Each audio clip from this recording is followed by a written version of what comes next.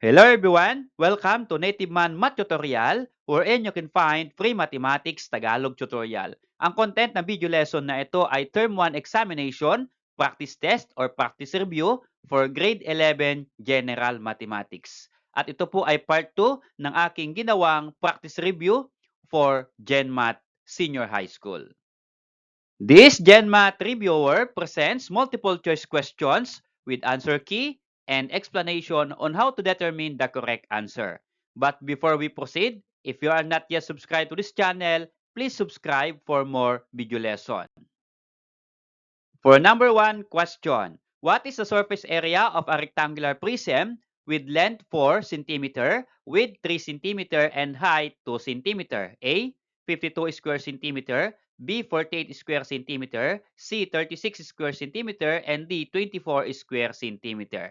Okay, bago ko po ibigay yung tamang sagot ay check nyo muna yung inyong understanding by solving first. I will give you some second to calculate.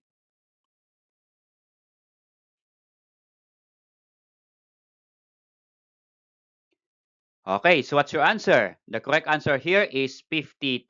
So kung kulang po yung oras ng pagko-compute, pwede po muna ninyong i-post yung video na ito and then later play it again to check if your answer is correct. So how to determine or how to calculate that the surface area is equal to 52 square centimeter? So ito po yung formula for the surface area of rectangular prism. SA or surface area is equal to 2 times length times width plus 2 times length times height plus 2 times width times height. Okay, so substitute lang po natin yung given. So we have here 2 is the constant. The length here is 4, so times 4. Then W or width, the width here is 3, so that's why times 3. Then plus 2 times length times height. What is length? 4. Height is 2, so 2 times 4 times 2. Then plus 2 times width times height. So 2, what is width and height? Width is 3 and height is 2. So we have 2 times 3 times 2. Okay, and then simplify. This will become 2 times 4, 8 times 3, 24. Then this one, 2 times 4, 8 times 2. 2 times 4 is 8 times 2, that is equal to 16. And this one, 2 times 3 is 6 times 2 is 12. And then add all, that is equal to 25. Okay, so the surface area of the given rectangular prism is 52 square centimeter. Number 2 question. You are helping a friend prepare decorative spherical ornaments for a holiday event. One foil pack can cover about 600 square centimeter. The ornament has a radius of 7 centimeter. Create a justification to determine whether one pack of foil is sufficient to cover the ornament. Which conclusion is best supported by your calculation and explanation? Okay, we have choices. A. No, you'll need 2 packs. B. Yes, it will be just enough. C. Yes, with plenty left over. And D. It depends on the shape of the ornament. Again, I will give you some seconds to answer.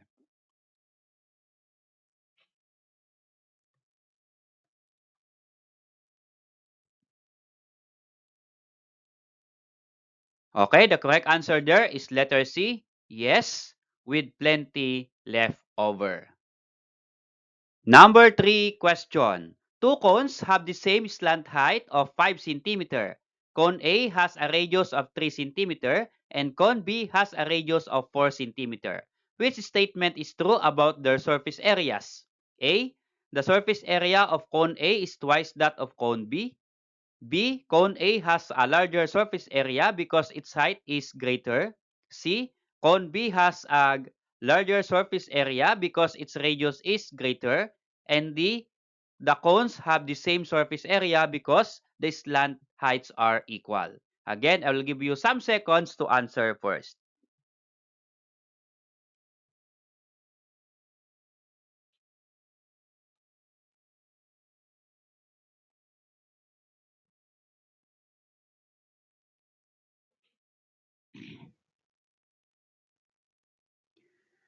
Okay, so what's your answer? The correct answer is letter C. Cone B has a larger surface area because its height is greater.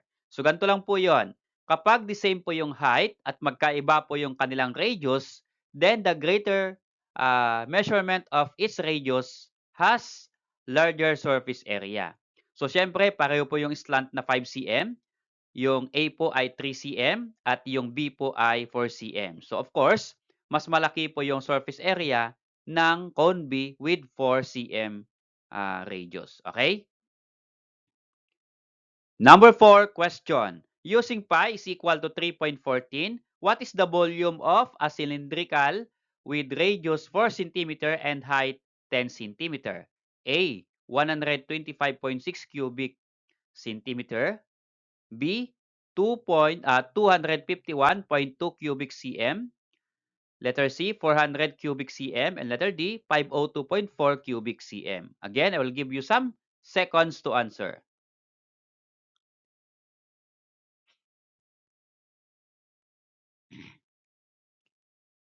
Okay, so what's your answer? The correct answer is letter D, 502.4 cubic centimeter. So here in answering number 4, madali lang po yung pag-calculate ng volume of cylinder basta't alam po ninyo yung volume of cylinder. Okay?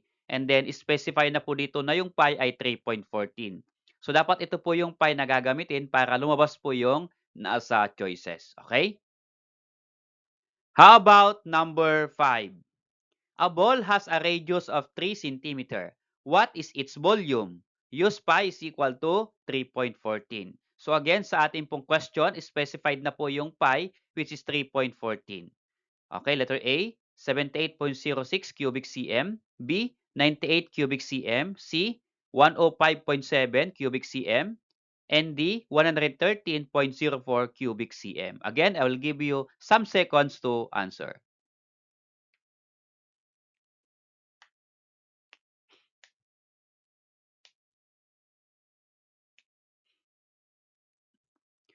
Okay, so what's your answer? The correct answer is letter D, 113.04 cubic centimeter. So again, dito po ay madali lang po yung pag-compute ng volume basta't alam po ninyo yung formula. Okay, so try to calculate the volume of the given ball with radius of 3 cm. Okay, so dapat ang lumabas po ay 113.04 cubic cm. So here, kapag mali po yung nakuha nyong sagot, ay pwede po ninyong i-comment sa comment section below, and let us see if the answer here is correct or wrong, or baka po mali yung computation ninyo, paki-double check po. Okay?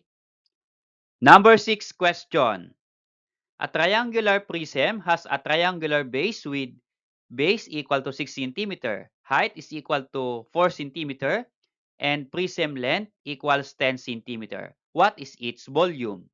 A, 100 cubic cm, B, 120 cubic cm, C, 140 cubic cm, and D, 160 cubic centimeter. Again, I will give you some seconds to answer.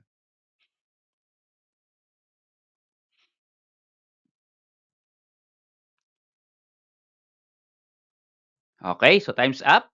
So what's your answer? The correct answer there is 120 cubic cm. Letter B.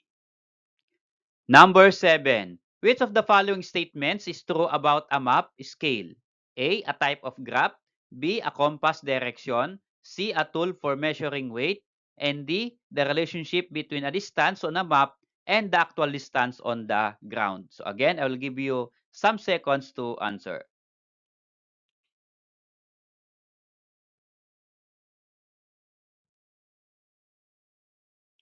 Okay, time's up. What is the correct answer? That is letter D, the relationship between a distance on a map and the actual distance on the ground. So yun po yung simple description of map scale. Okay?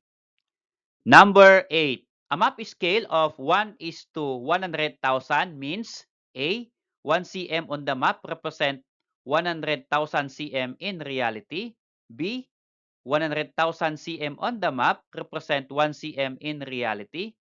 Letter C, 1 kilometer on the map represents 100,000 kilometer in reality. And letter D, 100,000 kilometer on the map represents 1 kilometer in reality? So again, I will give you some seconds to answer.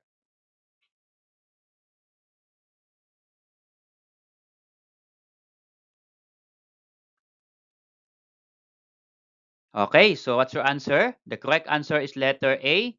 1 cm on the map represents 100,000 centimeter in reality. Okay, so here, ito po yung map scale. So yung map scale po ay in a ratio form. So 1 is to 100,000 meaning ito po ay in centimeter. So 1 centimeter sa map, then 100,000 centimeter in reality. So yan po yung map scale. Kaya po itong 100,000 para hindi po masyadong maraming zeros, ginagawa po nila itong kilometer. Okay? Number 9. A map scale says 1 centimeter represents 5 kilometer. If two towns are 7.2 centimeter apart on the map, how far apart are they in real life? A. 12.2 kilometer, B. 25 kilometer, C. 36 kilometer, and D. 72 kilometer. So again, I will give you some seconds to answer.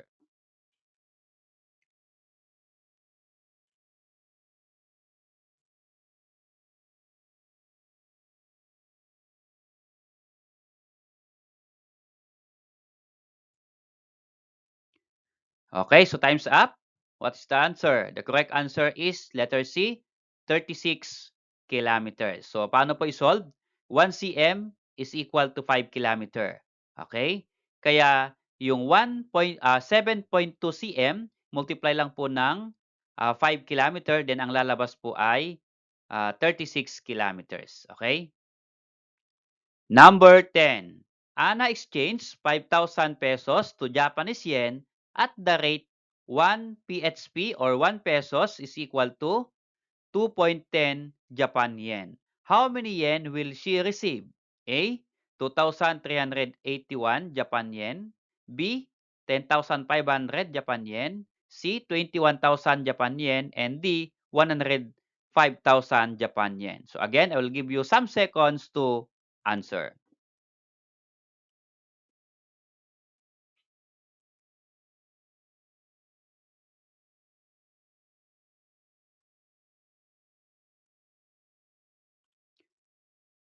Okay, time's up. The correct answer is letter B, 10,500 Japan yen. To calculate, just multiply 5,000 times 2.10. So, ang lalabas po dyan ay 10,500 Japan yen. Number 11. If it is 7 o'clock a.m. in London, UTC positive 0, what time is it in the Philippines, UTC positive 8? A. 1 o'clock p.m. B. 2 o'clock p.m. C. 3 o'clock p.m. And D. 4 o'clock p.m. Okay, again, I will give you some seconds to answer.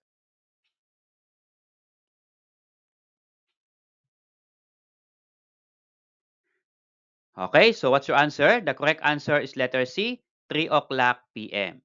So tayo po ay UTC 8 Philippines at sa London ay UTC 0. I mean to say, ahead po tayo ng 8 hours doon sa London. Ano? So 8 minus 0 is equal to 8. So kapag sa London ay 7 o'clock, and then anong oras po natin sa Pilipinas? Since ahead po tayo, magpa-plus lang po kayo ng okay, 8. So 7 plus 8. Okay? So 7 o'clock AM plus 8 ay 8, 9, 10, 11, 12, 1, 2, 3. So 3 o'clock PM po dito sa Pilipinas. Okay? Number 12. Manila is UTC positive 8 and Dubai is UTC positive 4. If it is 6 o'clock PM in Manila, what time is it in Dubai? A. 2 o'clock PM. B. 4 o'clock PM. C. 6 o'clock PM. And D. 10 o'clock PM. Again, I will give you some seconds to answer.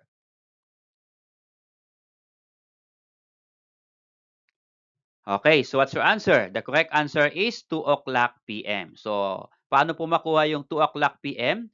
Manila is positive 8 or Philippines is positive 8 and Dubai is positive 4. So, mas malaki po tayo kaya ahead po tayo ng 4 hours. Bakit po 4 hours? So, subtract lang po natin 8 minus 4 is equal to 4.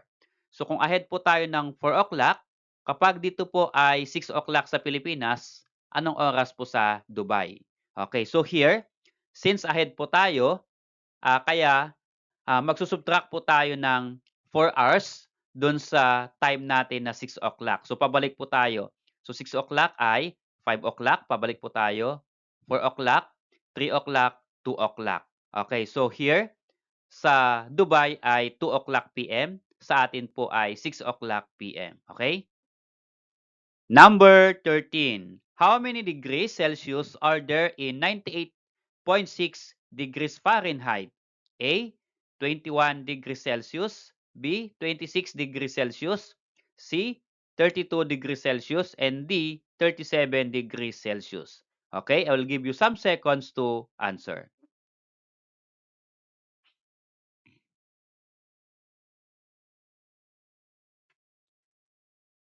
Okay, so what's your answer? The correct answer is letter D, 37 degrees Celsius. So, i-convert lang po ninyo from degrees Fahrenheit to degrees Celsius. So, gamitin lang po ninyo yung formula ng conversion from degrees Fahrenheit to degrees Celsius.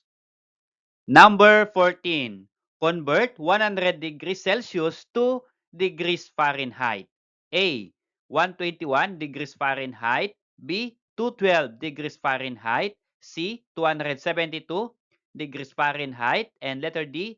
371 degrees Fahrenheit. Okay, so again, I will give you some seconds to answer.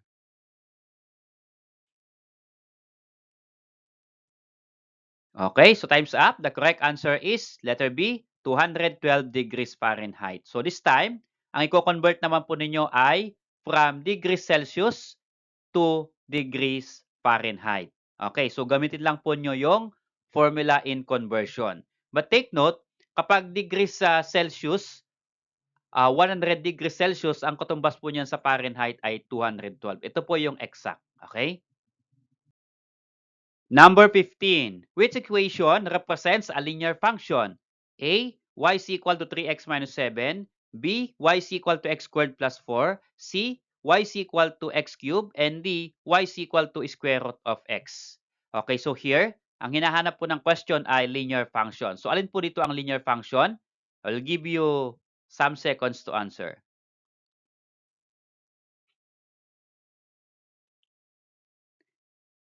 Okay, so the correct answer is letter A, y is equal to 3x minus 7. Ito po yung example ng linear function. So ito pong letter B ay quadratic function, letter C, cubic function, letter D, square root function. Kaya ang linear po ay letter A. Thanks for watching, guys. If you like my presentation, please click like and then subscribe if you are not yet subscribed to this channel.